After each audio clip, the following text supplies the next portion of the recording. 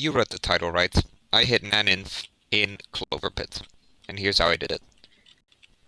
The most important part of this build is Baphomet, because Baphomet doubles the values of the pattern above and below permanently.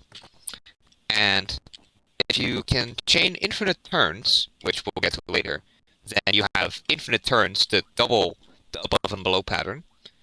And then you can get to the integer limit with 75 rounds left, and having played 74 rounds out of 148. The reason why I've taken some of these items is the nose. It guarantees above and below, or below. So you will always be able to score a big number. That means you will have permanently enough money to deal with the deadlines. And if you are able to hit the cell phone as much as you want, then you'll get a 666 every time. And the potato battery, it'll recharge one charge to all charms triggerable by the red button. So if you have multiple spins in a row where you have no reward because you hit a 666 or a 999, if you do all the steps, you know, 3 red phone calls, then the next red phone call will have the good phone, and then all of the 666s are turned into 999s. It's not entirely necessary to go for the good ending, I believe, but it sure helps being able to get the I'm feeling more energetic recently phone event, because then you will be able to reduce the phone to a single charge, which will let you infinitely loop 666s. We have the Ritual Bell. The Ritual Bell gives you a bunch of free rerolls, which is useful if you're chaining infinite turns, because then you will be able to find the weird clock multiple times, and also the cassette tape, if I can find it. It is somewhere. Yes, here it is. It also gives you an extra round.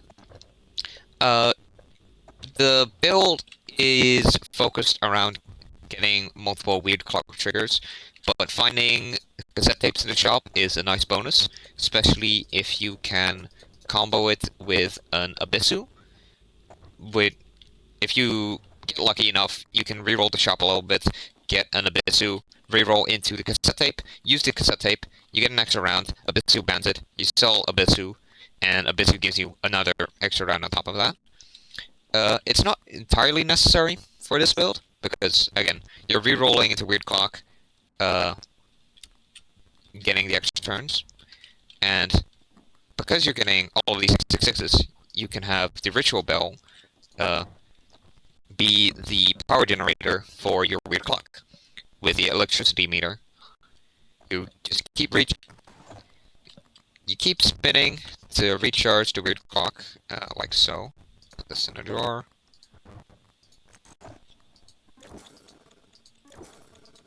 Just wait till that is refilled, and you're ready to go. Spin again, and you can keep pressing the button over and over. I've got an Abyssu here.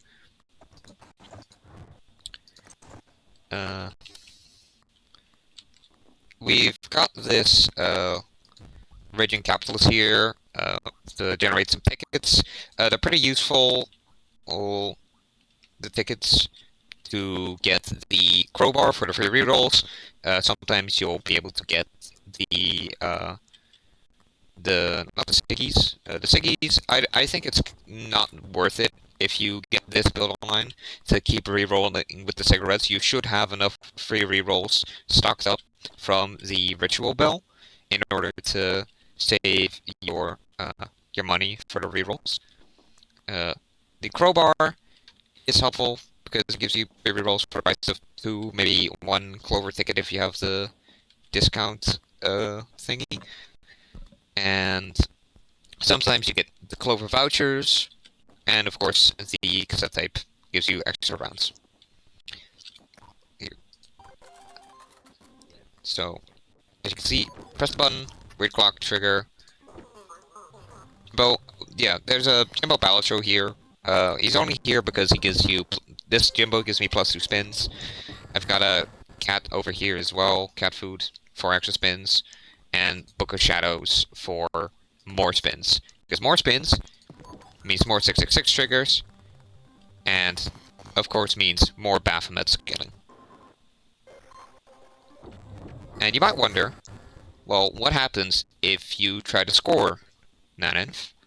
Well, not pressing the button intentionally right now, trying to get the nose to trigger. And as you'll see, the game, it just soft locks, and after a little while, it will reboot you back to the main menu. You do keep your save data, which is pretty good. Very, very nice.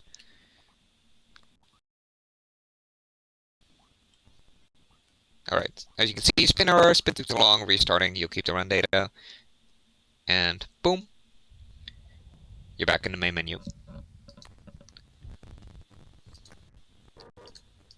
So, that is how I hit NANEINF in CLOVERPIT.